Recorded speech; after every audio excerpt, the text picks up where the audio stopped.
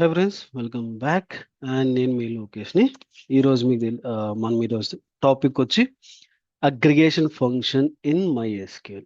Okay, ఏంటి aggregation function, ఎలా చేస్తామని చూద్దాం. ఓకే, అగ్రిగేషన్ ఫంక్షన్ అంటే మనము ఏదైనా సరే ఒక క్యాలిక్యులేషన్, మ్యాథమెటికల్ క్యాలిక్యులేషన్ అనేది చేసేదానికోసం యూజ్ చేస్తాం.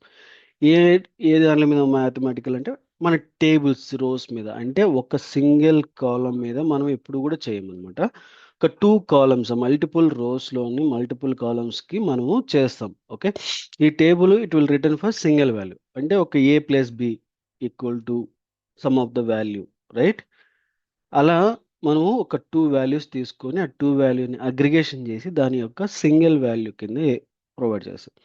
లేదు, ఇంకెలా చేయొచ్చు, ఆ మల్టిపుల్ రోస్ అంటున్నాం, మరి ఎలా చేస్తాం? నాకు యావరేజ్ శాలరీ ఆఫ్ ఎంప్లాయీస్ కావాలి, ఒక ఎంటైర్ కంపెనీలో ఉన్న యావరేజ్ శాలరీ కావాలి. అప్పుడు మనము యావరేజ్ శాలరీ కింద మనం ఆ ఎంప్లాయీ టేబుల్లో ఉన్న మెంబర్స్ని తీసుకొని చూస్తాం. Okay, some of the salary అన్నప్పుడు సమ్ శాలరీ కూడా చేస్తాం. ఓకే, ఎంటైర్ థింగ్స్ అందరివి కలిపి ఒక సింగిల్ వాల్యూ రావాలి. నాకు minimum of the salary for entire కంపెనీలో ఉన్న వాళ్ళు కావాలంటే తీసుకుంటాము మ్యాక్సిమం శాలరీ.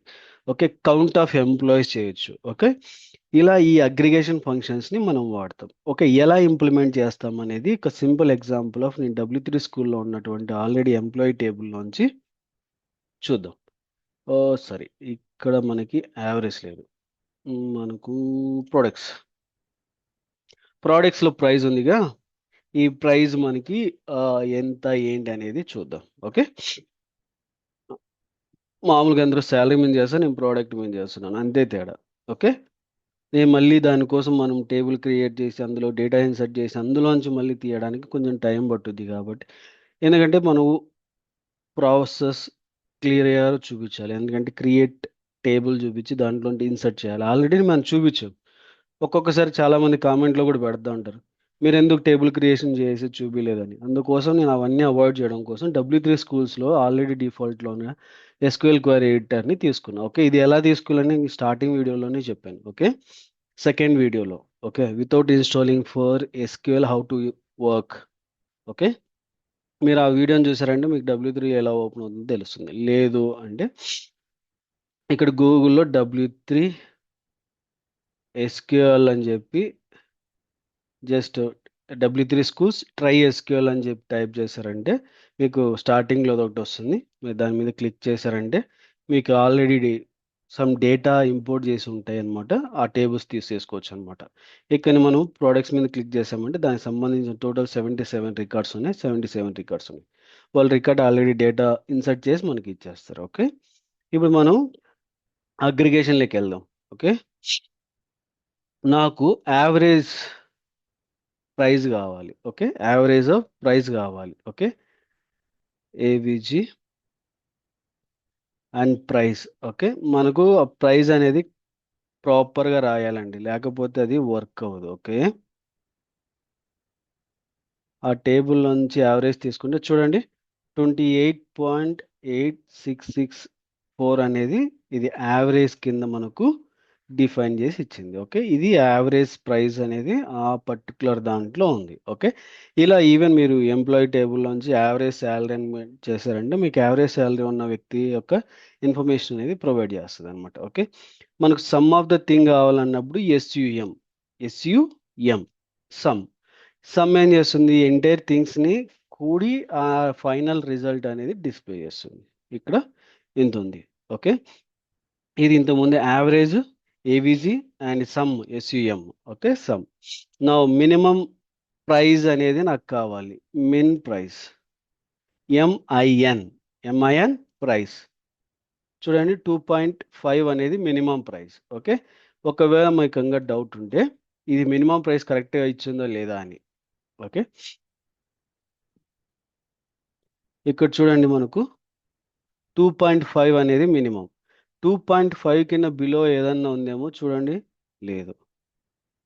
ఓకే, ఈవెన్ మీకు ఇంకా డౌట్ వస్తే ఇంకా ఇక్కడ where price is equal to 1. Okay, where price is equal to 1 చూడండి, లేదు. ఓకే, మనకు 2.5 కాబట్టి 2.4 పెడదాం. చూడండి, no record. And 2.5, yes, 1 record ఇస్తే. ఓకే, ఇలా మనం ప్రైస్ వెరిఫికేషన్ కూడా చేసుకోవచ్చు. ఓకే, మినిమం వాల్యూ మనకు 2.5. దానికోసం మనం ఏం చేసాము, మిన్ అనే ఫంక్షన్ వాడాం, మిన్ ప్రైస్.